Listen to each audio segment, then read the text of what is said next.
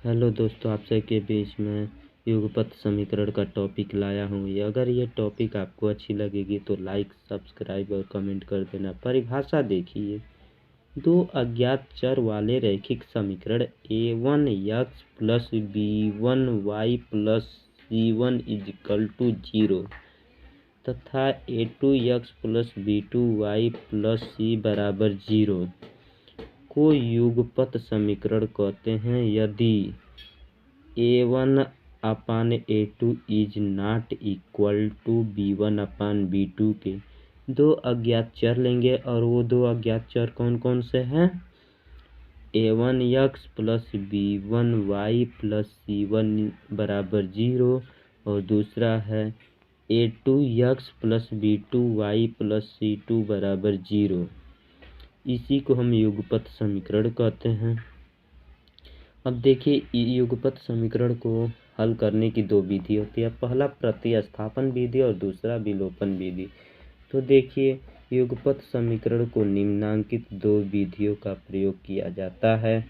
पहला प्रतिस्थापन विधि, दूसरा है विलोपन विधि। अब प्रतिस्थापन विधि को देख लीजिए कैसे क्या होता है।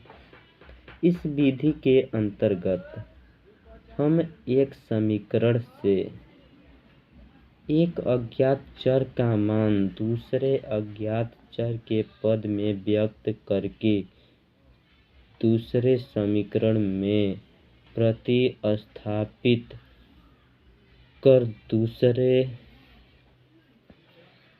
दूसरे समीकरण में प्रतिस्थापित कर दूसरे अज्ञात चर का मान ज्ञात करते हैं और फिर उस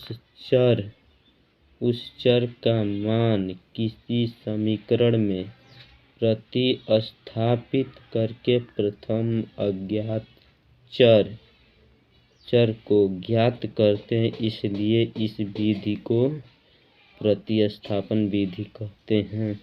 यानी एक तरह से ये हो गया कि मान लीजिए कि कोई दो अज्ञात चर राशि है और पहले अज्ञात चर राशि को हम दूसरे अज्ञात चर के राशि में रख के उसका मान ज्ञात करते हैं और जो आता है फिर पहले अज्ञात चर राशि में उसका मान रख देते हैं और फिर उसका जो मान निकलता है वही प्रतिस्थापन विधि कहते हैं। अगर ये इस परिभाषा से आपको संतुष्टि नहीं हुआ है तो मैं इसका एक एग्जाम्पल लिया हूँ, उसको देख के और समझ के आपको ज़रूर से ज़रूर ये प्रतिस्थापन विधि समझ में आ जाएगी। तो बच्चों, ये देखिए पहला एग्जाम्पल है, हल कीजिए। x1 प्लस 2y बराबर 7, ये है समीकरण पहला। और दूसरा देखिए 2x प्लस y बराबर 5, समीकरण दूसरा। इसको हम सॉल्व कैसे करेंगे? देखिए, सॉल्व दिया गया है, यानी ये जो दो समीकरण है ये दिया गया है, तो इसको हम पहले लिख लेंगे। x प्लस 2y बराबर 7 समीकरण पहला, 2x प्लस y बराबर 5 समीकरण दूसरा। अब आगे देखिए कैसे हल करते हैं। समीकरण पहला को हल करने पर देखिए, अब समीकरण पहला को हल कैसे किए हैं। अब जो 2y है ना, इसको बराबर के उधर ले गए हैं, तो यहाँ पे देखिए वही है x बराबर 7 माइनस 2y। देखिए यहाँ पे प्लस था और बराबर के उधर गया तो माइनस हो गया। यहाँ पे माइनस रहा होता तो प्लस, बराबर के उधर गया होता तो प्लस हो गया होता। तो अब देखिए x बराबर 7 माइनस 2y समीकरण तीसरा बन गया। अब समीकरण दूसरा में x का मान रखने पर, यानी जो ये x बराबर आया है इसी को समीकरण दूसरा में रखेंगे। तो देखिए समीकरण दूसरा क्या है, 2x प्लस y बराबर 5। तो जानते हैं जो x यहाँ पे है ना, वहीं 2x 7 माइनस 2y रख देंगे। तो यहाँ पे देखिए 2 कोष्टक में 7 माइनस 2y प्लस y बराबर 5 हो गया। तो देखिए अब इसका 2 से 7 में गुणा करेंगे तो 14 होगा और 2 से 4 में गुणा कर 2 से 2 में गुणा करेंगे तो 4 और y से 1 में गुणा करेंगे तो 1, यानी 2 का 2y में गुणा करेंगे तो 4y हो जाएगा और प्लस y पहले से ही है बराबर 5। अब देखिए, अब चर वाले को एक तरफ और चर वाले को एक तरफ कर लेंगे तो ये हो गया अचर, यानी इसको इधर ले जाएंगे तो इसको इधर ले जाएंगे तो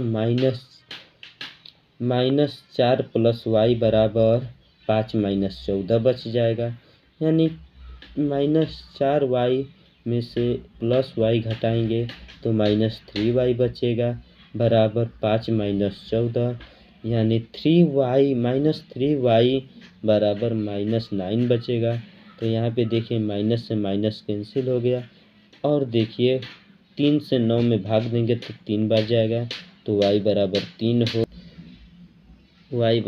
हो गया। तो y बराबर 3 समीकरण तीसरा में रखने पर, यानी y बराबर 3 समीकरण कहाँ है, देखिए x बराबर 7 - 2y, तो जो 2y है वहीं पे y के जगह पे y बराबर 3 रखे हैं। देखिए यहाँ पे x बराबर 7 - 2 × 3, यानी 7 - 6, 2 से 3 में गुणा करेंगे तो 6 हो जाएगा और x बराबर 7 में से 6 घटाएंगे तो 1 हो जाएगा। तो इसको सत्यापन कैसे करेंगे ये भी देख लीजिए, यानी कैसे पता चलेगा कि जो हमारा x और y का मान आया है वो गलत है कि सही है।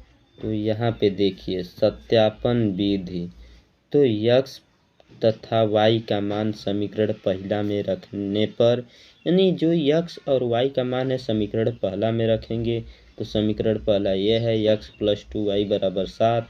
तो देखिए x के जगह पे 1 रखेंगे, +2 पहले से ही है और y के जगह पे 3 रखेंगे बराबर 7। तो 3 दूना के 6 + 1 7 बराबर 7, यानी प्रूव हो गया। अगर हमें ये आप सोच रहे होंगे क्यों पहले ही समीकरण में बराबर हो गया है, दूसरे समीकरण में नहीं हो सकता है बराबर। जी हाँ, आप सही सोच रहे हैं, दूसरा समीकरण में भी x और y का मान रखेंगे तो भी सही होगा।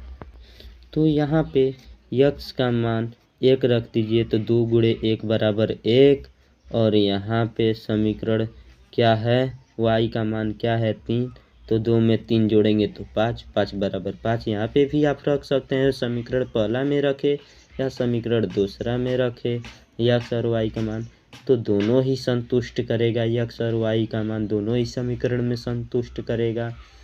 फिर अब हम विलोपन विधि देखें।